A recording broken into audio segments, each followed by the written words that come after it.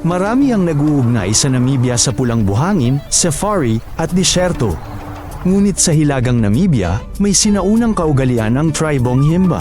Ipinapahiram ng host ang kanyang asawa sa bisita, kaibigan, kamag-anak, para sa gabi.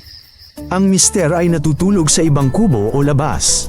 Para sa Himba, ito'y tanda ng paggalang at tiwala, nagpapatibay sa relasyon ng pamilya. Ngayon, ang ritual na o kuyepiza o mokazendo ay pinagtatalunan. Sabi ng aktivista, walang tunay na pagpili ang babae, posibleng masaktan kung tatanggi. Sa syudad, halos hindi na sinusunod ng kabataang Himba ang kaugalian. Noong ika-20 siglo, sa kolonya ng Alemanya sa Namibia, naganap ang unang genosidyo. Noong 1904, naghimagsik ang mga herero at namalaban sa pag-agaw ng lupa't hayop. Brutal itong sinupil ng tropang Aleman ni General Lothar von Trotha. Sadyang itinaboy sila sa disyerto ng Omehiki nang walang tubig. Ang nakaligtas ay ikinulong sa kampong konsentrasyon, tulad ng sa Shark Island. 50% ang namatay. Sa 4 na taon, 80,000 minus 100,000 katao ang namatay. Mahigit 80% ito ng herero at halos kalahati ng nama. Alaala nito ay nasa aralin, monumento, at negosasyon sa Alemanya para sa pagkilala at kabayaran. Sa Sabana ng Namibia, malapit sa Grootfontein, naroon ang Hoba. Ito ang pinakamabigat na meteorite sa mundo.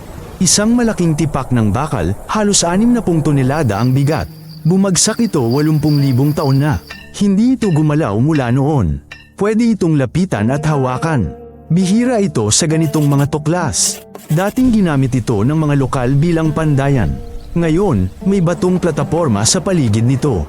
May amphitheatro, daanan, at impormasyon. Sinasabi doon ang pinagmulan at komposisyon nito. 84% bakal at 16% nikel. Perpektong lugar ito upang madama ang sarili sa isang piraso ng kalawakan.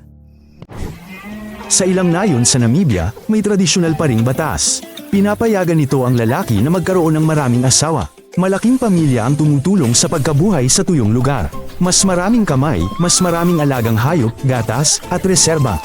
Ang tradisyonal na kasal ay umiiral kasabay ng batas sibil. Mas pinipili ang monogamia, lalo na sa mga lungsod. Sa pamilyang polygamo, hinahati ang ari-arian ng magkakaibang asawa. Ginagawa ito upang maiwasan ang alitan. Ang mga babae ang namamahala sa bahay at sa produksyon ng gatas. Kung lalabag ang asawa, pwedeng umuwi ang asawang babae sa magulang niya. Kaya ang tradisyon ay unti-unting nagbabago dahil sa urbanisasyon at edukasyon. Ang disyerto ng Namib ay milyon-milyong taon na, halos walang ulan. Kaya may lampas 300 metrong buhangin. Nagpapatingkad ang umagang ambon sa orange na buhangin na tila tanawin sa pelikulang Pantasya. Sa Dead Valley, ang mga itim na patay na puno sa puting luwad ay hindi nabulok ng 900 taon dahil sa pagkatuyo. Gumagalaw ang buhangin, lumilikha ng alon at anino na hinahabol ng mga litratista at direktor. Ang kakaibang ganda nito ang umaakit sa marami. Ang hilagang Namibia ay Skeleton Coast. Malamig na agos, hamog, at bahura ang sumisira ng barko. Rusty balangkas at buto ng balina, bakas ng panghuhuli, ay nasa buhangin. Sikat na Edward Boland ay German steamer. 1 kilometro mula sa tubig, naglipat ang buhangin.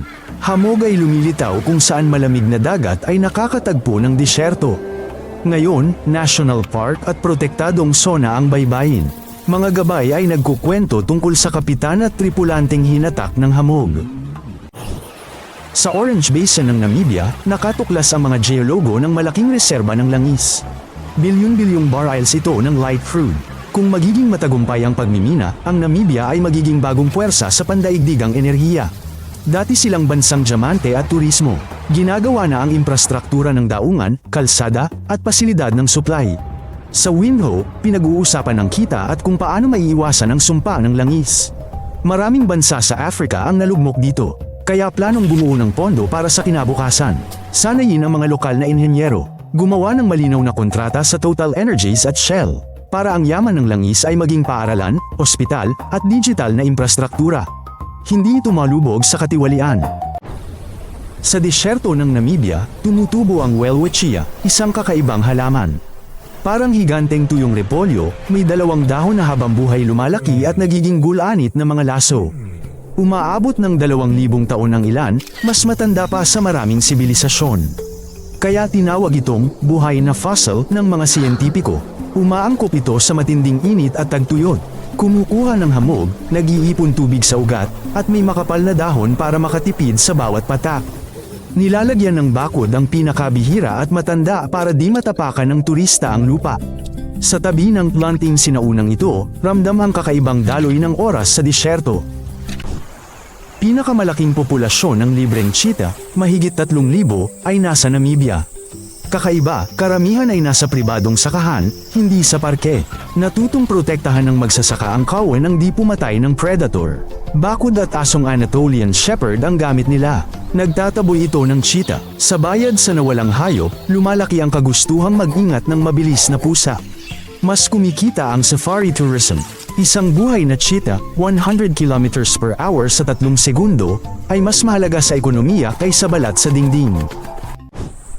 Sa tuyong ilog sa hilagang kanluran ng Namibia, gumagala ang mga elepanteng disyerto. Ang bihirang kawan ay natutong gumagtas ng kilometro sa pagitan ng inuman. Nakakatipid sila ng tubig at kumakain ng tuyong halaman at sanga. Palagi silang tila may pulbos dahil sa kulay abong alikabok ng disyerto. Maingat silang gumagalaw sa mabuhay na Dalesdes. Mas kaunti silang nakakasira ng puno kaysa sa savanna. Naaalala nila ang mga lumang inuman kahit paglipas ng taon.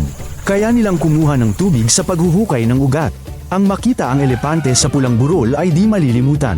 Ito ang 10 katotohanan tungkol sa Namibia. Kung may natutunan ka, mag-like at mag-subscribe. Huwag palampasin ang susunod na kawili-wiling bansa. Column.